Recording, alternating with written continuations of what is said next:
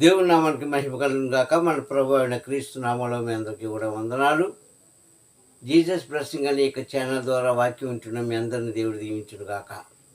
ఇక ఈరోజు వాక్యాన్ని చూసినట్లయితే విత్తనము అన్న అంశం మీద మనము కొన్ని మాటలు మాట్లాడుకుందాం. దేవుని యొక్క వాక్యం ద్వారా నేర్చుకుందాం. ఇక వాక్యంలోకి వెళ్ళే ముందు జీసస్ బ్లెస్సింగ్ అనే మా ఛానల్ ఇంతవరకు ఎవరైనా సబ్స్క్రైబ్ చేసుకోకపోతే సబ్స్క్రైబ్ చేసుకుంటే పక్కనే ఉన్న బెల్ బటన్ ప్రెస్ చేయడం మర్చిపోకండి. అలాగే ఈ వాక్యాన్ని ఒక లైక్ చేసి షేర్ చేయండి. దేవుడు మిమ్మల్ని దీవించును గాక. Praise the lord. ఇక ఈరోజు వాక్య సందేశం చూసుకుంటే విత్తనము అన్న అంశం మీద కొన్ని మాటలు మనం నేర్చుకుందాం. మత్తయి సువార్త 13వ అధ్యాయంలో 4వ వచనం నుంచి 5 వచనాలు చూసినప్పుడు అక్కడ విత్తనాల కోసము క్రీస్తు వారు తన శిష్యులకు ఉపమాన రీతిగా చెప్పిన సారాంశము. ప్రార్థన చేసుకుందాం. ప్రేమ స్వరూపి దయగలనైనా కృపగల తండ్రి నీ కొందములు అయ్యా, ఈ సమయంలో తండ్రి నా ప్రభ నీ వాక్యాన్ని తండ్రి వివరించుటకు నన్ను నిలబెట్టుకున్న విధానం పట్ల స్తోత్రములు.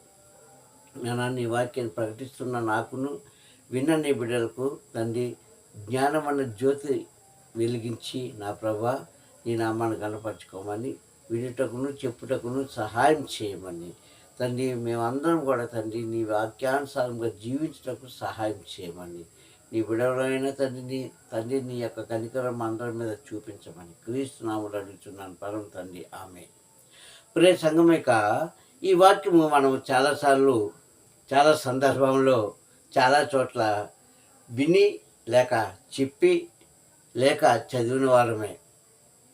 ఏమిటి ఇందులో ఉన్న మర్మము, ఏమిటి మర్మము అంటే అక్కడ క్రీస్తు అంటాడు,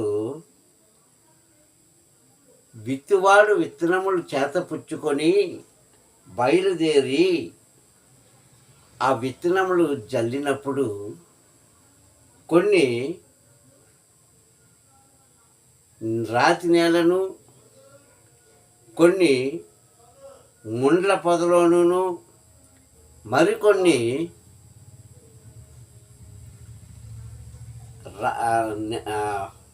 మన్ను లేని ప్రాంతంలోనూ, మరికొన్ని మంచి నేలలో పడినట్లుగా వాక్యం అక్కడ స్పష్టంగా మనకి కనిపిస్తుంది. దేవునికి స్తోత్రం. హల్లెలూయా. ఇంతకీ ఈ విత్తనము ఏమిటి, ఆ విత్తనాలు జల్లిన వారు ఎవరు, ఏమిటి ఈ కథా సారాంశం అని చూసినప్పుడు విత్తనములు చేతపుచ్చుకొని, విత్తనము అనగా వాక్యము, దేవునికి మహిమ కలుగును గాక. ఈ జల్లేవారు ప్రభు అనే క్రీస్తు. ఈ 4 రకాలు కలిగిన ముండ్ల పొదలు,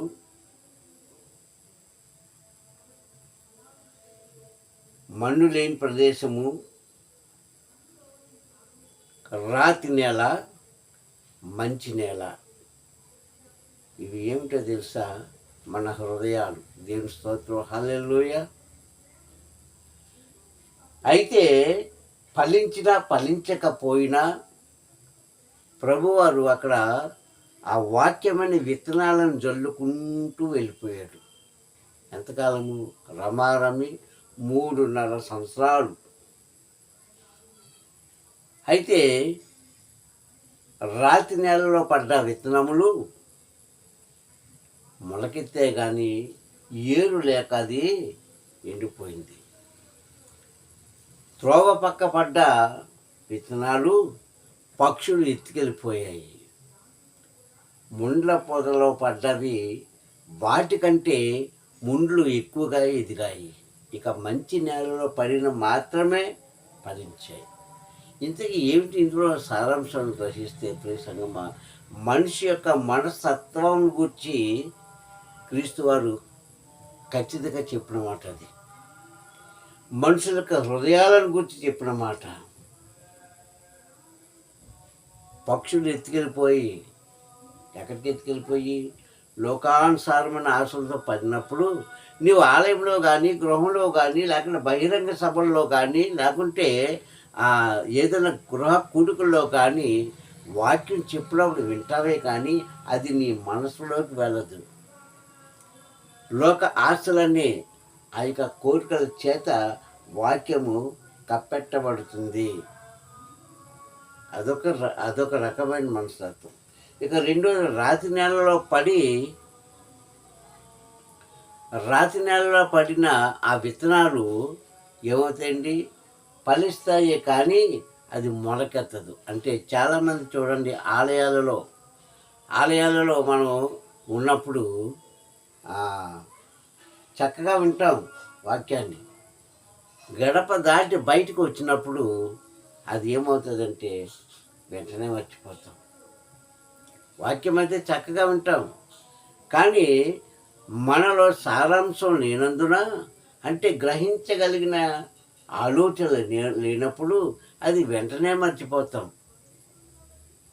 ఆలయంలో కూర్చునేటప్పుడు అది ఫలించింది, కానీ అది అభివృద్ధి పొందలేదు. రెండో రకం కలిగిన మనస్తత్వం కలిగిన మనుషులు. ఇక మూడవది ముండ్ల పొదలు, అనగా కోరికలు. దేవుని స్తోత్రం కలుగును గాక. అక్కడ కూడా దేవుని యొక్క వాక్యం అనే విత్తనం పడ్డది, కానీ వాటికంటే లోక ఆశలు, లోక కోరికలు ఈరోజు మనుషుల్లో ఎక్కువైపోయాయి. అహంకారులు, నిర్లక్ష్యము, లేకుంటే ఒకరిని ఒకరు దూషించుకున్న వాక్యంలోనే. ఇలా ఉండి నీ దైవ వాక్యం వింటున్న నీకు అది లోపలికి అసలు వెళ్ళదు సరికదా. వాటికంటే నీలో ఉన్న కోరికలు అభివృద్ధి పొందుతాయి, కానీ నీలో దైవ వాక్యం నిలబడదు. దేవుని స్తోత్రం, హల్లెలూయా. ఇది మూడో రకం మనస్తత్వం కలిగిన మనుషుల కోసం చెప్పాడు. ఇక నాలుగో రకం కలిగిన మనస్తత్వం మనుషులు ఏమిటంటే, విన్న వాక్యాన్ని నీరు కట్టి ఫలించండి అని మనం ప్రార్థన ఎలాగైతే చేస్తామో, నాయన నీ వాక్యం నాలో నీరు కట్టి ఫలించుటకు సహాయం చేయమని ప్రార్థన చేస్తుంటాము. ఆ వాక్యం ఎలాగ మనకి అభివృద్ధి పొందుతుంది అంటే, ఆ విన్నవారు ఆ వాక్యాన్ని పదే పదే జ్ఞాపకం చేసుకొని, లేక చదువుకొని, లేక ధ్యానించి వాటిని అనుసరించి జీవించేవారు నాలుగో రకం కలిగిన మనస్తత్వం కలిగిన వారని, మనిషి యొక్క మనస్సుల కోసము, దేవుని యొక్క వాక్యము కోసము ప్రభు చెప్పిన సారాంశం అది. అందుకంటున్నాడు అక్కడ ఒక ఉపమానము అన్నాడు. యేసుక్రీస్తు ప్రభువారు ఎప్పుడు ఎక్కడ వాక్యం చెప్పినా ఉపమానం లేకుండా, అంటే సూత్రము, చాలాసార్లు చెప్తూ ఉంటాను నేను, సూత్రము లేకుండా ఆయన ఎక్కడా కూడా వాక్యం చెప్పలేదు, డైరెక్ట్గా చెప్పలేదు. అంటే మనుషుల యొక్క మనస్తత్వం 4 రకాలుగా ఉంటుందని ఈ 4 రకాలైన స్థలాన్ని దేవుడు చూపించాడు. ప్రియ సంగమా, నీ మనస్తత్వం ఏ రకానికి చెందిందో ఒకసారి ఆలోచించుకో. ఏ కేటగిరీలో నువ్వు ఉంటున్నావో ఆలోచించుకో. ఎందుకంటే మత్తయి సువార్త 24వ అధ్యాయంలో చెప్పిన ప్రకారంగా సర్వజనులకు రాజ్య సువార్తను ప్రకటించండి, నేను చేశాను, మీరు కూడా చేయమని ఆనాటి శిష్యులు చెప్పారు. ఆ శిష్యులు మనకు నేర్పించి వెళ్ళారు. అంటే వినినా వినకపోయినా ప్రభు ఆ విత్తనాలు జల్లుకుంటూ వెళ్ళిపోయాడు, వాక్యం జల్లుకుంటూ వెళ్ళిపోయాడు. కానీ అవి గ్రహించేవారు గ్రహించారు, గ్రహించలేని వారు హేళన చేశారు. ఆ హేళన చేసిన వారు నాశనం అయిపోయారు. దేవుని స్తోత్రం, హల్లెలూయా. అందుకే ఇక్కడ ఆ రాతి నేలను, ఆ త్రోవ పక్కను, ముండ్ల పొదలను చూపించాడు. ఇలాంటి మనస్తత్వం కలిగిన వారిలో దేవుడి యొక్క వాక్కు నిలబడదు సరికదా. మనకి ఆపద కలిగినప్పుడు ఆయన మనలను ఆదుకోడు. దేవుని స్తోత్రం, హల్లెలూయా. దైవ వర్తమానం అంటే ఆషామాషి కాదండి. నీవు వినకపోయినా పర్వాలేదు, కానీ విని హేళన చేయొద్దు. అందుకే కదా ప్రభు చాలా సందర్భాల్లో చక్కటి మాటలు చెప్పాడు. నేను మనకి ఏం చెప్పాడు? ఉంటే నాతో జతపడు, లేకపోతే లోకంతో జతపడి ఉండు. ప్రకటన గ్రంథంలో చెప్పిన మాట్లాడండి. ఉంటే వెచ్చకన్నా ఉండు, లేకుంటే నులివెచ్చకన్నా ఉండు. వెచ్చదనం ఎక్కడుంది? ఆశీర్వాదం ఎక్కడుంది? ప్రభులో ఉంది. ఎందుకంటే వెచ్చదనం అని ఎందుకు చెప్పాలంటే ఆయన ఇర్మీయా గ్రంథంలో చెప్పిన ప్రకారంగా నా వాక్యము అగ్ని వంటిది కాదా, నా వాక్యము బండను పగలగొట్టే సుత్తి వంటిది కాదా అన్నాడు. కనుక దేవుని యొక్క వాక్కు అగ్ని వంటిది. ఉంటే మనం ఇటువైపు అన్నా ఉండాలి.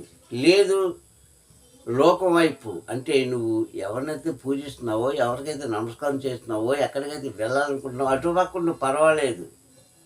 ఎందుకంటే యేసుక్రీస్తు ప్రభు వారు ఎవరిని బలవంతంగా పిలవలేదండి. చాలామంది చెప్తుంటారు, నన్ను ప్రభు పిలిచాడండి, నన్ను ప్రభు పిలిచాడండి, ప్రభు నాతో మాట్లాడాడండి. మాట్లాడాడో లేదో నీకు తెలుసు, ప్రభువుకి తెలుసు. కానీ పిలవడం అనేది మాత్రం అబద్ధం. ఎందుకంటే ప్రభువారు ఆనాటి రోజుల్లో కొంతమందిని మాత్రమే పిలిచాడు, మరి కొంతమంది ఇష్టపడి ఆయన దగ్గరికి వెళ్ళారు. అంతేగాని ప్రభు బలవంతంగా ఎవరిని పిలవలేదు. ఇది అర్థం చేసుకోలేని ఈనాటి తరం వారు ఏదేదో ఊహించుకొని వారి మనసులను, వారి జీవితాలను పాడు చేసుకుంటున్నారు. అందుకే ఇక్కడ అంటున్నాను, మంచి నేలలో పడిన విత్తనం ఫలించింది, వారు మాత్రమే నా తండ్రి రాజ్యానికి వారసులుగా అవుతారు అని అక్కడ ఉపమాన రీతిగా చెప్పిన మాట ఎప్పుడో 2000 సంవత్సరాల క్రితము శిష్యులతో చెప్పిన మాట ఈరోజు మనకు ఫలిస్తుందా అంటే ఫలిస్తుంది. అందుకంటున్నాడు, ఉంటే వెచ్చగా ఉండాలి అంటే నుడివెచ్చగా ఉండు, అటు ఇటు కాకుండా ఉండొద్దు, చల్లగానే ఉండు. ఉంటే చల్లగా ఉండు, లాంటి వెచ్చగా ఉండు, నుడివెచ్చగా ఉండదు, అటు ఇటు కాకుండా. ఈరోజు చాలామంది సంఘంలో, సమాజంలో అటువంటి క్రైస్తవులనే మనం ఎక్కువగా చూస్తున్నామండి. కార్యాలు జరిగితే ప్రభు నాకు మేలు చేశాడని బలిపీఠం దగ్గర నిలబడి చక్కటి సాక్ష్యాలు చెప్పిన మనుషులే వారికి బాధ కలిగినప్పుడు ప్రభుని విడిచిపెట్టేసి నిర్లక్ష్యంగా ఉంటుంటారు. ఇంకొక మాట ఏంటంటే, చాలామంది ప్రభుని శాశ్వతంగా విడిచిపెట్టేసి మరలా వారి పాత జీవితంలోకి వెళ్ళిపోతున్నారు. అందుకే ముందే చెప్పాడు, నువ్వు ఏ మార్గంలోకి రావాలో నువ్వు నిర్ణయించుకో అని ముందే మనకు చెప్పినప్పుడు మనం ఏం చేయాలి? అయితే అలాగనే ఉండాలి, లేకుంటే ఇలాగనే ఉండాలి. వాక్యం వింటున్నావు కానీ నీలో నిలబడట్లేదు, వాక్యం వింటున్నావు నీలో ఫలించట్లేదు, వాక్యం వింటున్నావు నీలో మొలకెత్తట్లేదు. దానివల్ల ఎవరికి నష్టము? విన్నవారికి. దేవుని స్తోత్రం, హల్లెలూయా. అందుకే వాక్యం ద్వారా మాట్లాడుతున్నాడు ప్రభు, వాక్యం ద్వారా హెచ్చరిస్తాడు. ఈ వాక్యాన్ని కొన్ని 100 సార్లు, కొన్ని 1000 సార్లు వినొచ్చు, చెప్పొచ్చు. కానీ మర్మం ఏంటంటే ఆ విత్తనమే వాక్యము.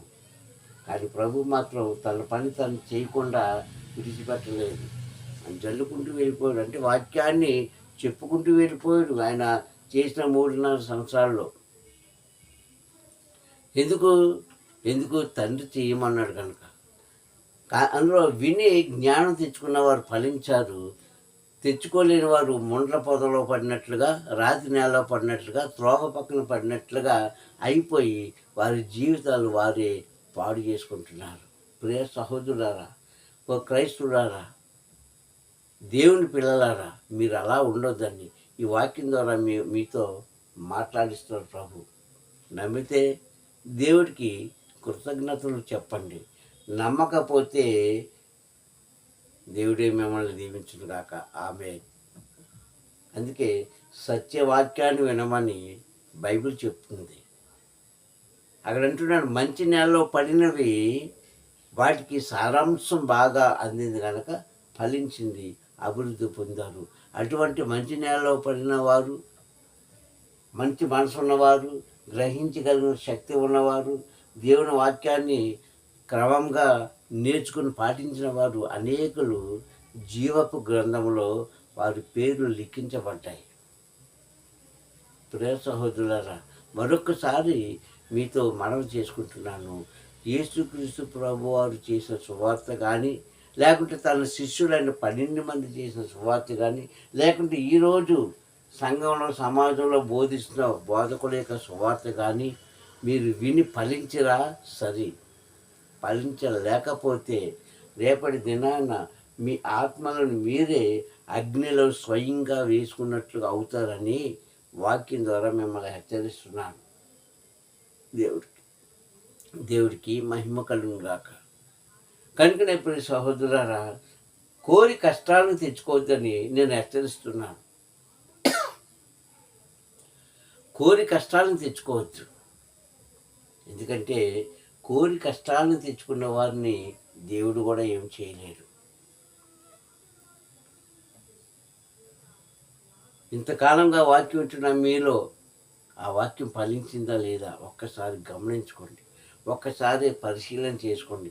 ఒక్కసారి మీరు వాటిని రుచి చూసినట్లయితే తండ్రి యొక్క ఉద్దేశము, తన కుమారుడైన క్రీస్తు యొక్క ఉద్దేశము తెల్లగా తెలియజేయబడుతుందని నేను ఈ వచనం ద్వారా మీకు తెలియజేస్తున్నాను. అందుకే అక్కడ అంటున్నాడు, రాతి నేల చూపించాడు, బండ బారిపోయిన హృదయాలు. కొంతమంది చూడండి, ఎంత బోధించినా సరే ఒక పాత్ర కుళాయి కింద పెట్టినప్పుడు ఎలా పెట్టాలండి?